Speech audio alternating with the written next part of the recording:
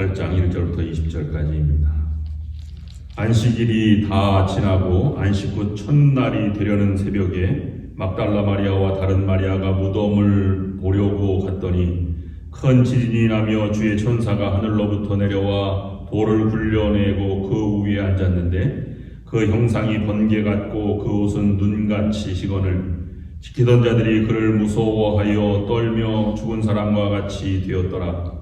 천사가 여자들에게 말하여 이르되 너희는 무서워하지 말라. 십자가에 못 박히신 예수를 너희가 찾는 줄을 내가 아노라. 그가 여기 계시지 않고 그가 말씀하시던 대로 살아나셨느니라. 와서 그가 누우셨던 곳을 보라. 또 빨리 가서 그의 제자들에게 이르되 그가 죽은 자 가운데서 살아나셨고 너희보다 먼저 갈릴리로 가시나니 거기서 너희가 배우리라 하라. 보라, 내가 너희에게 일렀느니라 하거늘 그 여자들이 무서움과 큰 기쁨으로 빨리 무덤을 떠나 제자들에게 알리려고 다름질할세. 예수께서 그들을 만나 이르시되 평안하냐 하시거늘 여자들이 나아가 그 발을 붙잡고 경배하니 이에 예수께서 이르시되 무서워하지 말라. 가서 내 형제들에게 갈릴리로 가라 하라. 거기서 나를 보리라 하시니라. 여자들이 갈 때 경비병 중 몇이 성에 들어가 모든 일을 대제사장들에게 알리니 그들이 장로들과 함께 모여 의논하고 군인들에게 돈을 많이 주며 이르되 너희는 말하기를 그의 제자들이 밤에 와서 우리가 잘 때에 그를 도둑질하여 갔다 하라.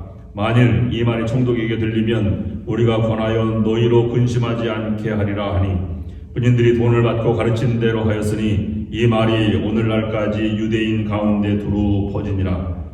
11 제자가 갈릴리에 가서 예수께서 지시하신 산에 이르러 예수를 배웠고 경배하나 아직도 의심하는 사람들이 있더라. 예수께서 나와 말씀하여 이르시되 하늘과 땅의 모든 권세를 내게 주셨으니 그러므로 너희는 가서 모든 민족을 제자로 삼아 아버지와 아들과 성령의 이름으로 세례를 베풀고 내가 너희에게 분부한 모든 것을 가르쳐 지키게 하라. 볼지어다 내가 세상 끝날까지 너희와 항상 함께 있으리라 하시니라. 아멘. 마태복음 28장은 예수 그리스도의 부활을 전하고 있습니다. 8절 말씀에 보면 그 여자들이 무서움과 큰 기쁨으로 빨리 무덤을 떠나 제자들에게 알리고 다름질할세 이렇게 기록하고 있습니다. 무서움과 큰 기쁨, 이 부활을 경험한 여인들의 첫 번째 반응입니다. 그리고 예수님의 첫 말씀은 평안하냐라고 하는 말씀이고 그 다음에 갈릴리에서 보자, 그 다음 몇몇 사람들은 의심하는 제자들도 있더라. 이렇게 네 가지로 요약해 볼 수 있습니다. 우리가 기독교의 상징을 크게 다른 점을 두 가지로 볼 수 있는데 하나는 내세에 대한 천국에 대한 소망입니다. 이 천국에 대한 소망만 가지고도 우리가 큰 기쁨과 든든함, 흔들림 없는 삶을 살아갈 수 있습니다. 왜냐하면 우리는 하늘나라 보장되어 있는 삶을 살아가고 있기 때문입니다. 그러나 현실에 살아가면서 더 중요한 것은 초대교회 교인들에게 붙여졌던 별명처럼 부활의 증인이라고 하는 것인데 이 부활을 경험하며 살아가는 사람들, 이것이 또 한 가지 특징입니다. 이것은 기독교의 5가지 신비 중에 하나입니다. 동정녀 탄생, 십자가의 죽음, 부활, 승천, 재림, 이 가운데 이해할 수 없는 그런 부분이지만 그러나 그 부활의 감격과 부활의 경험, 부활의 확신을 가지고 살아가는 사람들은 다른 사람과 다르다. 내세만 우리가 보장받아도 흔들림 없는 삶인데 우리가 현실에 부활을 보증하고 생명을 우리가 다시 가지고 이 부활한다고 하는 확신을 가지면 더한 감격과 기쁨과 능력이 있다 하는 것을 볼 수 있습니다. 부활을 이해하는 데는 성경상에 3가지 정도로 그 상징을 통해서 표현하고 있습니다. 첫 번째로는 열매로 표현합니다. 부활을 말할 때 부활은 그리스도의 부활의 첫 열매가 되셨다라고 말하고 있습니다. 아마 부활의 때가 초실절 또는 77절, 오순절, 보리추수가 되던 시기에 겹쳐진 절기라고 해서 아마 첫 번째 열매라고 하는 상징을 표현한 듯합니다. 열매라고 하는 것은 풍성함의 상징이고 그 다음에 생명의 씨앗 등등의 상징성이 있습니다. 우리도 그리스도께서 부활의 첫 열매가 되셨다면 우리도 풍성함을 경험하고 생명을 지속할 수 있는 생명의 씨앗을 가지고 살아갈 수 있다 하는 것입니다. 두 번째 부활에 상징하는 표현은 능력이 있다 하는 표현을 하고 있습니다.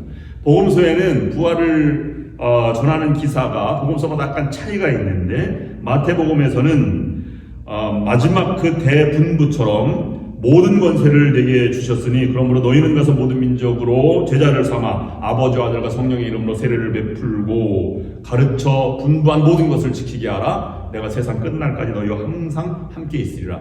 함께 있는 너희가 복음을 전하고 그 다음에 대명령을 따라서 살아가는 존재가 되어라 라고 말하고 있습니다. 이것을 약간 마가복음에서는 다르게 표현하고 있는데 복음을 전파할 때 부활의 능력을 나타내는 뱀을 집어 올리며 무슨 독을 마실지라도 해를 받지 아니하며 병든 사람에게 손을 얹은즉 나으리라. 부활의 감격으로 살아가는 사람에게는 큰 능력이 있다. 그 다음에 누가복음은 여기 무슨 먹을 것이 있느냐 하시니 이에 구운 생선 한 토막을 드리니 받으사 그 앞에서 잡수시더라 라고 말하면서 이방 사람들에게 복음을 전하기 위해서 부활의 사실성을 강조하면서 예수님도 함께 식사를 하셨다는 것을 전하고 있습니다. 부활은 모든 복음서에 보면 능력이다, 평안하다, 두려워하지 말라, 평강이 있을지어다, 성령을 받으라. 세 번째 부활을 상징하는 것은 선물로 상징하는데 요한복음이 특별히 강조하고 있습니다. 이 선물은 감격과 기쁨입니다. 그래서 선물로 받게 되면 선물을 받는 사람이나 주는 사람이나 모두 감격과 기쁨으로 살아갈 수 있다는 것입니다. 같은 것 같지만 선물에는 여러 가지 차이점이 있습니다. 선물과 뇌물이 첫 번째 차이점입니다. 받는 사람이 훈훈하고 그 다음에 주는 사람도 기쁘고 받는 사람도 기쁘면 선물이지만 그러나 타락하게 만들거나 무언가 찜찜하게 만들면 뇌물이다 이렇게 표현합니다. 서서 받으면 선물이지만 앉아서 받으면 뇌물이다 이런 말도 있고 웃고 받으면 선물이지만 그냥 받으면 뇌물이다. 받고 악수하면 선물이지만 받고 그냥 딱 입 닫으면 뇌물이다. 받고 잠을 잘 자면 선물이지만 잠을 설치면 뇌물이다. 뭐 이런 것도 있습니다. 대가가 없으면 선물이지만 대가 있으면 뇌물이다 이런 표현도 있습니다. 다른 말로 말씀드리면 하나님이 주신 것은 선물이지만 마귀가 주는 것은 뇌물이다 이렇게 표현할 수 있습니다. 선물에도 몇 가지 차등이 있다는 것이죠. 그 다음에 또 다른 것은 선물의 특징은 받는 쪽보다 주는 쪽이 더 기쁘다는 것입니다. 그래서 정성스럽게 연애 편지를 쓰거나 밤새도록 장갑을 뜨거나 하면 이것을 다른 사람에게 남자친구에게 줄 때는 받아만 줘도 감사하다 이런 표현을 하는 것과 마찬가지입니다. 그 다음에 세월이 갈수록 새롭고 신선하고 퇴색되지 않는 것이 좋은 선물이죠. 세상의 모든 것은 다 자동차도 돈도 지갑도 색이 변하게 마련입니다. 세월이 가도 변하지 않는 것은 생명을 선물로 받는 것이죠. 그래서 생명, 이렇게 열매, 첫 열매, 능력 이렇게 표현하고 있는 것입니다. 그런 우리가 생명의 선물로 받았다면 우리도 태어날 때 자녀를 선물로 받았고 결혼할 때 배우자 아니면 또는 우리가 태어날 때 또는 손자녀가 태어날 때 얼마나 감격스럽습니까? 이런 것은 이루 말로 표현할 수 없는 것입니다. 그런데 여러분 자세히 생각해보면 그런 하나님의 감격과 부활의 기쁨을 아무나 주는 것이 아닙니다. 오늘 여기 본문에 보면 믿는 자도 있고 의심하는 자도 있다 이렇게 표현하고 있습니다. 선물에는 주는 데에 따라서 단계가 있다는 것입니다. 모든 그리스도인들이 가지고 있는 공통적인 선물이 있고 특별히 부활을 경험하고 믿고 확신하는 사람들의 능력이 다로 있다는 것을 우리에게 볼 수 있는 것입니다. 어린 자녀에게 위험한 칼이나 총을 선물할 수는 없는 것입니다. 모든 그리스도인들에게는 공통적으로 주어진 선물이 있는데 첫 번째로는 은사라고 하는 선물을 주십니다. 그 다음에 두 번째는 그보다 더 나은 사람은 믿음의 능력, 믿음의 은사를 주어서 의심하지 않고 말씀을 따라 살도록 그렇게 우리를 초청해 주고 있습니다. 주 예수 그리스도보다 귀한 것은 없네. 그리스도의 가치를 우리에게 부여해 주십니다. 그리고 맨 마지막에는 부활의 임재, 경험, 확신을 심어주는 선물을 주신다는 것입니다. 그것이 마태복음 28장에서 우리에게 전해주는 선물입니다. 그러면 부활을 경험한 사람들의 그 선물의 특징은 뭐냐면 여기 두려워하지 않고 마음에 평안하고 성령을 가지고 담대하게 살아가는 이런 능력을 가진 삶입니다. 그러면 오늘 갈릴리에서 만나자라고 말하면서 만나면서 제자들에게 분부하였습니다. 너희는 가서 모든 민족으로 제자를 삼아 내가 네게 지시한 모든 것을 세례를 주고 가르쳐 지키게 하라 라고 말하면서 이 선물로 준 부활의 증인으로 살아가는 삶의 세 가지 단계 아니면 자세를 우리에게 전해주고 있습니다. 우리가 그리스도인이라면 적어도 부활을 확신하고 믿는 사람이라면 이와 같은 삶의 모습이 있어야 할 것입니다. 첫 번째로는 사명을 감당하는 것 자체가 기쁨과 감격으로 살아간다는 것입니다. 가라, 그리고 지키게 하라, 내가 너를 보낸다. 이것이 복음서의 특징입니다. 제자들은 아무 전대나 돈이나 옷이나 가지지 않고 그저 갔습니다. 그래서 복음을 전하고 영접하는 자에게 함께 지내며 살아갔습니다. 그 자체가 감동이고 감격입니다. 모든 제자들은 그렇게 살다가 순교당한 것으로 인생을 마감하였습니다. 두 번째로 부활을 경험한 사람들은 다른 사람을 정죄하거나 판단하거나 싸움으로 가는 것이 아니라 화해하거나 주님께서 우리의 부활의 주님이 함께 하신 것처럼 언제나 통합으로 가고 평화로 가고 아니면 평안으로 인도하는 삶을 살아가는 것 자체가 그의 사명이고 그리고 그것을 기쁨으로 감당하게 된다는 것입니다. 부활했으니 제자들은 이제 우리가 때가 되었다 라고 말하지 않고 부활의 증인으로 예수 그리스도의 삶을 그대로 살아갔다는 것입니다. 이제 복수할 때가 됐다 라고 말하지 않고 이제 나도 싸움과 분열을 그치고 희생할 때가 되었다. 사도행전에 보면 갖은 모욕과 천대를 겪지만 그러나 부활의 주님의 증인이 되어서 그 대립의 갈등을 넘어서 예루살렘을 넘어 사마리아와 땅끝까지 복음의 전파는 곧 용서와 화해와 기쁨을 전하는 그런 삶을 살아가게 되었다는 것입니다. 마지막 세 번째, 부활의 증인으로 살아가는 사람의 특징은 그런 모든 사명을 감당하고 기쁨과 감격으로 살아가지만 그것이 일시적인 것이 아니라 그 사람의 성품으로 나타나게 된다는 특징이 있습니다.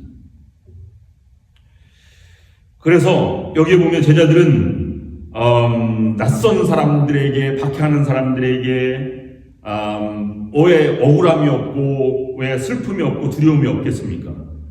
그러나 그 모든 것들을 뛰어넘어서 하나님이 주신 그리스도를 따라 살아가는 성품으로 변했기 때문에 그들에게는 아무 해가 되지 않고 오히려 복음을 더 증거하게 된 것입니다. 이것은 예수 그리스도를 만난 사람의 특징이기도 합니다. 그리스도께서는 배고픈 자, 아니면 굶주리니, 아니면 목마른 자, 아니면 어린아이, 병자를 그냥 지나치지 못하였던 것처럼 그렇게 긍휼의 마음을 가지고 성품을 가지고 살아가게 된 것입니다. 이것이 부활을 경험하고 확신한 사람들의 특징이고 하나님이 주신 선물, 은사와 믿음을 뛰어넘어서 부활의 증인으로 살아가는 사람들의 특징이 될 수 있는 것입니다. 오늘 우리들은 부활을 선물로 받았습니다. 여러분들 삶 가운데도 부활의 기쁨과 감격으로 살아가면서 하나님의 성품으로 거듭 태어나 복음을 증거하는 여러분들이 될 수 있기를 주님의 이름으로 축원합니다. 기도하시겠습니다. 하나님 아버지, 우리가 부활의 증인으로 살아가게 하여 주시옵소서. 삶 그 자체가 기쁨과 감격이 되게 하시며 다른 많은 사람에게 우리의 성품을 통해서 평안을 전하고 화해를, 싸움을 그치게 하는 사역을 감당하는 저희들이 되게 하여 주셔서 우리가 있는 곳에서 하나님 나라가 확장되게 하여 주시옵소서. 싸움과 갈등이 그치고 사랑과 평화가 이루어지는 세상을 만들어갈 수 있도록 인도하여 주시옵소서. 내일부터 이어지는 창세기 묵상을 통해서도 새로운 하나님의 창조한 세계, 믿음의 세계를 향해 나아가는 우리 성도들이 될 수 있도록 축복하여 주시옵소서. 모든 것 감사드리며 오늘 이 아침에 간절히 하나님 앞에 기도하는 모든 기도에 들어 음성을 들어 응답하여 주시옵소서. 예수 그리스도의 이름으로 기도드리옵나이다. 아멘. 이제는 우리 주 예수 그리스도의 은혜와 하나님 아버지의 극진하신 사랑하심과 성령의 역사인도 교통하심이 오늘 이 시간 말씀을 들고 나아가는 모든 성도들 위에와 저들의 가정과 하는 모든 일 위에 그리고 오늘 모든 행사 위에 지금부터 영원토록 함께하옵시기를 간절히 축원하옵나이다. 아멘.